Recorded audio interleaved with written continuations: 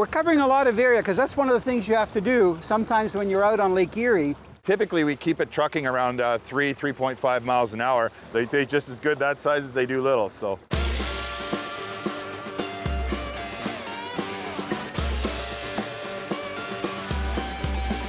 Let's go fishing. People, when you're in the mood, let's go fishing. Well, it's just me and you. Head on down to the fishing hole. Grab your hat, get your pole. Let's go fishing when you're in the mood. Canadian Sport Fishing is brought to you by Rapala, premium fishing gear crafted from experience. Yamaha, conquer outdoors. Defend Products, eco-friendly protection from biting insects. Dickies, quality workwear since 1922.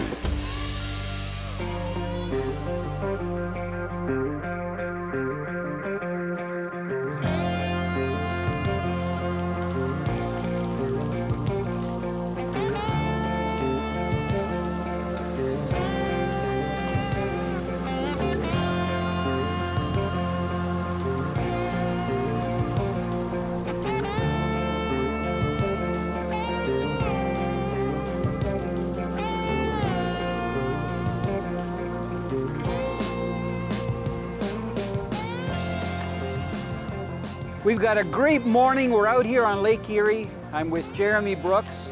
We're out of Erieau, and you can probably see all those wind propellers that are windmills that are out on the shoreline. And we just got our line set up. And we're doing the classic walleye trolling. They're deep water walleye, but they're not necessarily really deep. We got the right flavor on here I now. think so. Yeah, we got a beauty walleye coming in on a Dipsy. I've been steering the boat and Jeremy's been busy shaking off a lot of the smaller panfish, primarily white bass, that even though we're going at a faster speed, we're still getting them on. But what we've done, we've got a couple of planer boards, inlight planers, that are running out behind the boat. And they almost look like surfers because we're going at about 3.5 to 4 miles an hour. And then we have a Dipsy diver that Jeremy's got the first walleye on, and one lead core line that we've got out, 10 colors. So what we're doing is really trolling and covering as much water as possible. We had a little bit of weather about 4 days ago. How much do you think the weather affects the fish, Jeremy? It definitely scatters the schools. Those bait fish get scattered and the walleyes scatter with them. But we got to a contour line that we talked about just about 4 minutes ago. As soon as we got on there, we got a nice, looks to be about a 3 or 4 pound walleye on, Italo. Good. Now, you've done quite a bit of chartering. How many years have you chartered on Lake Erie? This is my 10th year of chartering. Wow. Yeah. And you get a lot of repeat business, I take it? Most of my customers are repeat, yes, definitely. Do some corporate stuff, a little bit of everything. And I take it they like to eat walleye. Yeah, this is definitely a put and take fishery, Italo. This is, we call this lake steak, the walleyes here. They taste very good. So I'm just gonna back up a little bit because I'll reel that Dipsy to the end. But that's a nice fish. Well, we talked earlier that when you get walleyes from this deep of water, especially deeper down 1 atmosphere, like 30 feet or more, 33, that they're very tough to release, right? Well, yeah, typically their air bladder will blow, and that's why I promote these fish being eaten. There we go. He's a little bit bigger than 3 pounds. Yeah, it is. It's a beauty fish. Do they still taste okay? They will taste very good, yep. They taste just as good that size as they do little, so. Now, we got to be honest with the viewers. We didn't just start fishing. We've been out here about half an hour, and Jeremy's been playing around with the lines and the sets and changing things, and we're really looking for fish. You can't really call anybody because they haven't been out, right? No, we haven't fished for 4 or 5 days. We get a lot of wind on Lake Erie. I'm very conscious of conditions. I don't like taking my customers out when it's too rough, so, but that's a beauty way to start the day right there. Very nice walleye. And you hit that spoon, you know, this is what we run for salmon and trout in Lake Ontario. Yes, yeah, we get multi-species here with them. We get steelhead, coho salmon, Chinooks. As you've seen, we had some silver bass to start the day, and sheephead, white perch. Now, how deep was this guy? It was 100 on a 1 on a Dipsy, which will get you down about 36 feet. Okay. Yeah. Do you think he's releasable or not? I don't think so. When you bring them up that quick, usually they die. So. Aw, shucks. Yeah. We have to eat it. Looks like we got to have fresh walleye for supper Anyway, tonight. that's a very nice walleye. You know what? I'm going to just get a quick measurement. You see these guys all the time. How long do you think he is? I'd say he'd probably go, he'll go 25 inches, I'd say. No, I lied to you. He's 27 and a half. 27 and a half. Yeah. Perfect. Hey, I don't mind starting the live well. This is good. Yes. We took that fish on a very popular technique that I love to use. It's a directional diver called a Dipsy diver. This particular one is a 001 Dipsy diver, very popular on Lake Erie. When you run your Dipsy divers, it's important that you run a no-stretch line, a Suffix 832 braided line. The reason we use the Suffix 832 braid is because it has gore in it, like Gore-Tex, like the coats we wear in the winter, Italo, and it really weathers very well, so it lasts a long time. Because we use a no-stretch line, it's important that you use a snubber behind the directional diver. That way when we do get a fish on, it has that little bit of give to it, almost like a bungee cord. Because with the braided line, we're trolling relatively fast today, around 3.5 miles an hour. With the braided line, if you don't have some sort of give to it, it'll actually work that hook out of the fish's mouth. I agree. Yes. No, that's a great tip. Yes.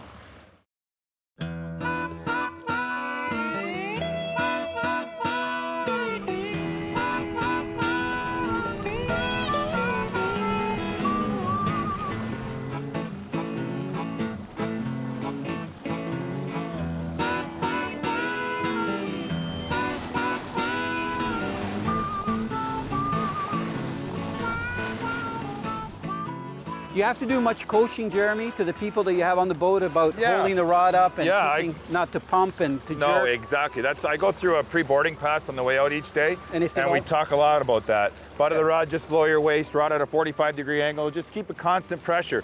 One thing a lot of people ask when we fish on Lake Erie is, do you slow the boat down when we get a fish on? We may slow it down a bit, but typically we keep it trucking around 3.5 miles an hour, and that keeps a good hook set on the fish. Yep.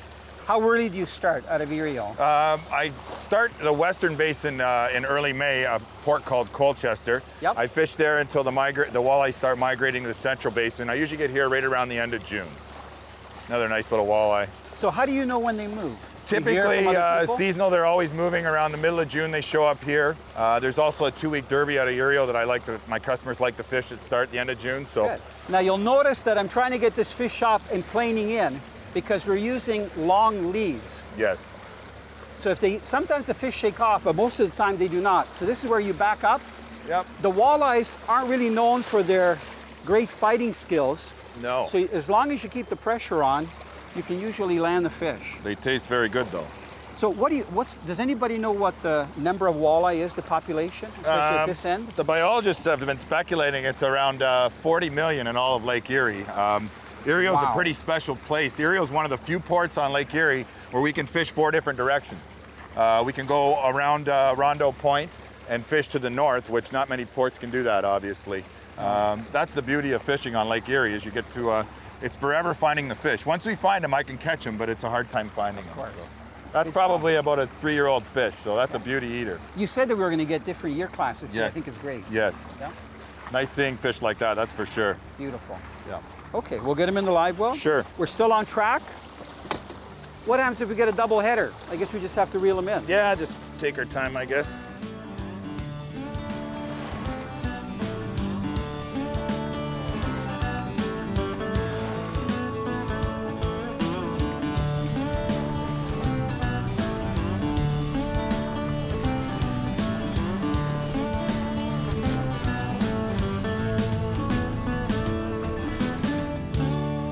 You know, this is kind of neat when you think of a fishery. Where else can you get white bass, walleye, and steelhead all mixed in together?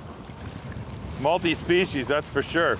So we're midday, it's about 1:30, and we're covering a lot of area because that's one of the things you have to do sometimes when you're out on Lake Erie.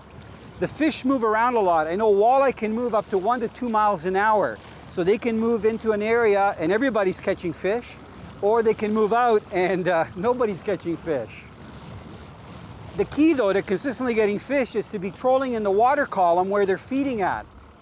So before we didn't hook a rainbow in this area, now there's a steelhead here, which is kind of neat. You know, one nice thing about these trolling rods that we're using, they're really beefy. And that's what you need when you're running the diving devices. A lot of people ask me on Ask Italo on our website, can I use my normal rod, like a spinning rod or a bait casting rod? And you really can't. It's too light of action. Because the diving devices, when they're engaged, put a lot of torque on your outfit. So having the right gear makes a big difference. Still head shaking. This is where you got to take your time. Pick up some of the line, and then when you get it close to the Dipsy, kind of ease off.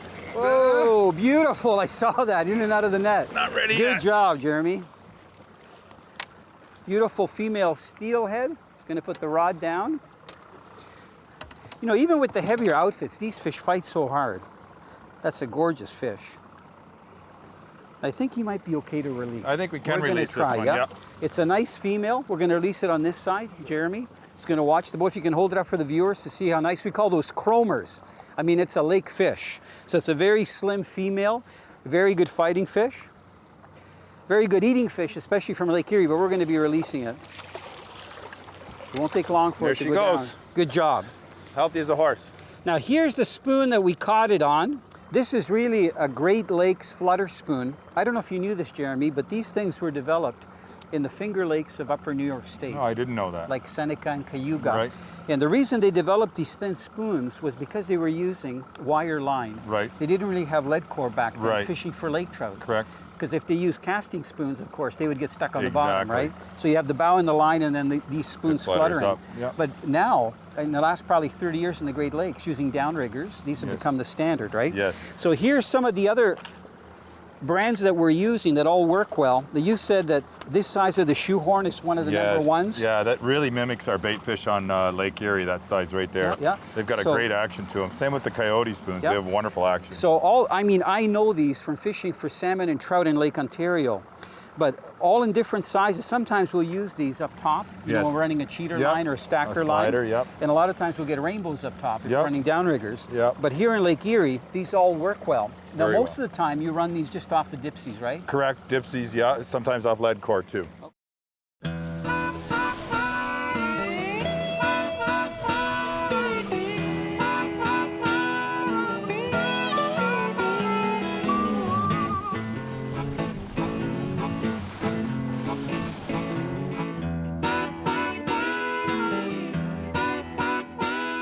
Okay. Now we're targeting the walleyes today, Italo, but we just got a wise guy on. Well, that's one nice thing about being at this end of Lake Erie. When you're in this deeper water, you can get a different variety of fish, including some of the cold water fish like steelhead, or some people call them rainbows, cohos. What are some other species that you caught? We've got some silver bass, some white perch, and some sheephead. Any browns ever? Periodically, I've had about yeah. 10 browns in the last 5 or 6 years. Good. Yeah. So this one came off a Dipsy again. It just goes to show you how well these diving devices work if you have the right rigs, like the right rods to handle them in the right line. Yeah, the directional divers work very well on silverfish and walleyes. They not only do they take the bait down to a specific depth and off to the side, but they really work well for an attractant, almost like a flasher. Yep, yep. I like how cool you are when you're reeling the fish in. Yeah, I just keep that. Do you want a cup of coffee or Yeah, anything? that'd be great. Just keep that constant pressure on them. You don't have to race them in. You just keep a nice bend on that R-type rod like Yeah, that. yeah, yeah. That steelhead's going to come right up beside the boat nice. Now, on all these rigs, we're actually using a fluorocarbon leader, which is nice. So they're pretty plentiful, eh? I guess you yeah. get quite a few steelhead. Yep. Nice. Got him in the net. Perfect. Good fish. Yes. We'll We're take going to it. see if he's going to be calm. Now, this guy we should be able to release, right? Yes, as long as he's not bleeding, we can Yeah, release too him. bad. Yep. No, he's doing okay. I'm going to try to get the hook out if I can. Normally, we get the fish back in the water. He's There's the hook bleeding a out. bit. So I'm just going to see. You know what? Yeah. One problem is if you hook a fish with the treble hooks, it can bleed quite a bit. So you can see this guy. I'm going to hold him up for you. So I think this guy's going to be a keeper, even though we like to release steelhead.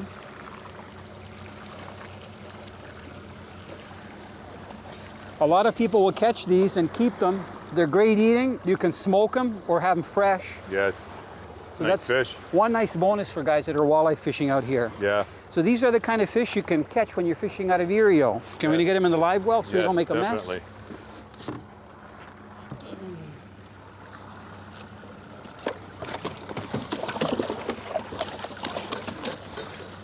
Yeah, when we fish Lake Erie, you'll notice we typically target the walleyes, but the reality of it is we target the bait, and those steelhead are in on the bait, same as the walleyes. So we got that fish on a Dipsy diver at Italo. It's very important when you're using a Dipsy diver that you run a fluorocarbon leader Yep. from the snubber to the lure. Fluorocarbon is virtually invisible in fresh water, which is very important for us.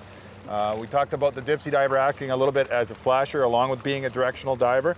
It's nice when you have something invisible from the snubber down to the ball bearing How swivel. do you determine how long of a leader you use? Typically I use 4 to 6 feet. So early in the year I'll start with 6 feet. As the year prolongs and I start getting nicks in the line from catching fish and maybe raking it across bottom, I'll shorten it up to about 4 feet. Okay, good. But that Suffix fluorocarbon I use it all the great, time. yes. Even for steelhead and in the tributaries, it works great, just in a lighter pound test. It's great, yeah. So we use about 20-pound fluorocarbon. Good. Yeah, it works very good. Good job. Okay, let's get it back in the water. Excellent. Closed captioning by Tetra-Pod, the only trailer that flips into a boat in less than a minute.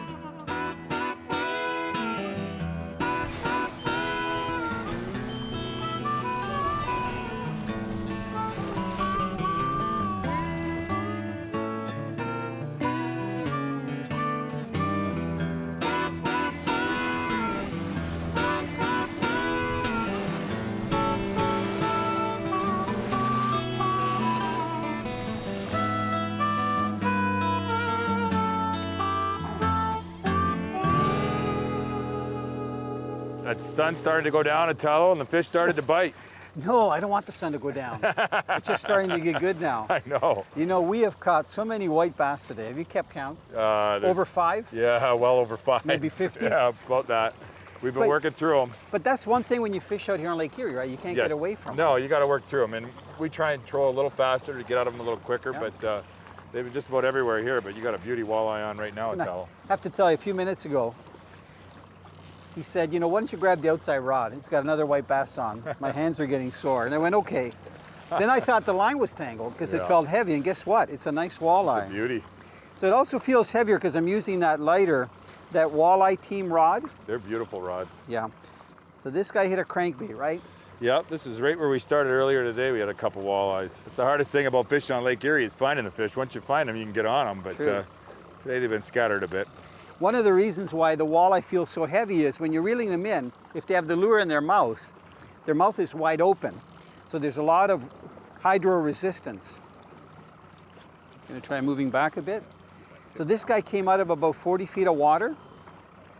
So we'll see if he's got a lot of, oh, there is a line on there. Yeah, he's hooked into the other one. Yeah, that's why it felt so heavy.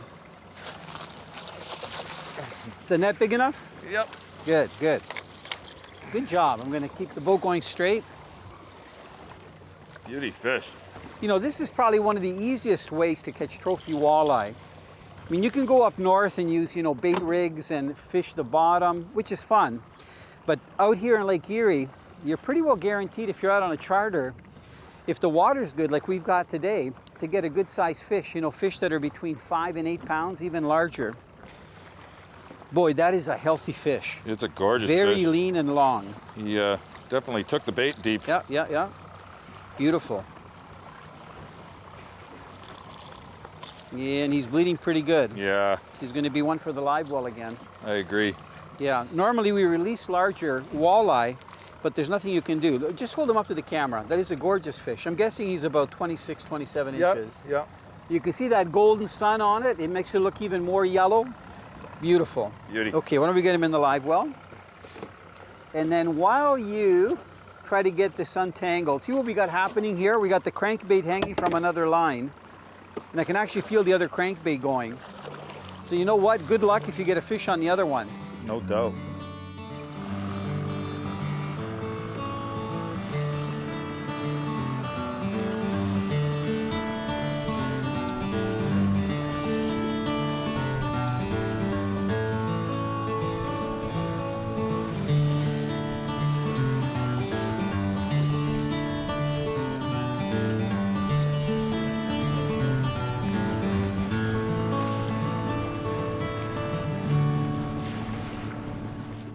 One of the services I provide on trophy taker fishing charters is fish cleaning at the end of the day. Periodically, customers will get me to clean their fish because it's a lot of work, especially to get through these bigger walleyes. Today I'm going to show you how to take the lateral line out of a walleye. We call it butterflying. We're also going to show you how the new Rapala heavy-duty knife works. It's been very good on the large walleyes. They have a very heavy rib cage, and this feathers them out very nice. The first cut I make is right behind the head. Then I turn the blade parallel to the spine and push the blade all the way back, taking the rib cage out with the fillet, okay? So the rib cage is still in the fillet. I flip the fish over, and we do the same thing on the other side. On the larger fish, this particular one's about 4 pounds, we can get a nice little cheek scallop out of there. Very popular with my customers. Pops it right out nice with that heavy duty knife. There you go. The carcass we put in a gut pail. Now we feather the rib cage out of the fillet. So we start right where the ribs meet the fillet.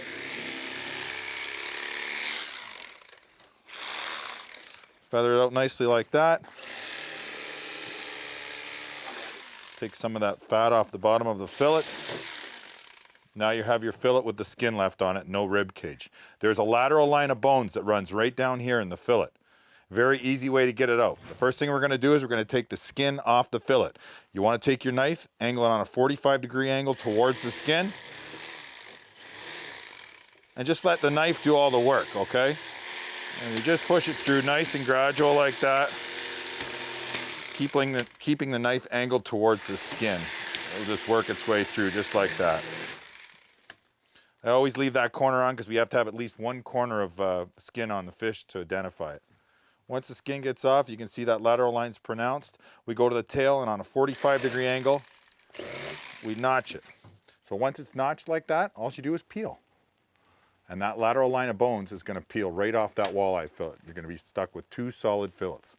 That's the lateral line of bones. That's the solid white meat. This fillet's still legal to transport because we still have a 1 inch by 1 inch patch stuck in the skin. Okay, we put it in the pail, ice it, go to the second fillet.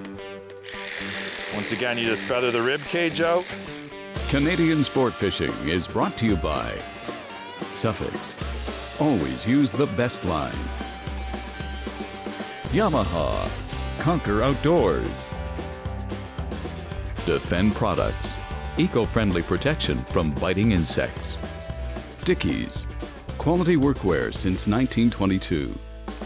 Now I want to tell you about a third type of diving device that works really well if you want to get down deep in the Great Lakes or even inland lakes to catch fish that are deeper than 30 feet, let's say, below the surface, where you can't just flatline.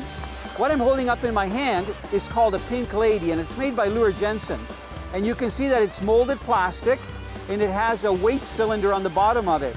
Now, this device doesn't have any release. It just has a stainless steel Y-bar, and it has a swivel on it. And the way you load it, you tie your line to the swivel, and if you put it in the water, the lure, the swivel actually goes to where the Y is, and that makes the Pink Lady go down.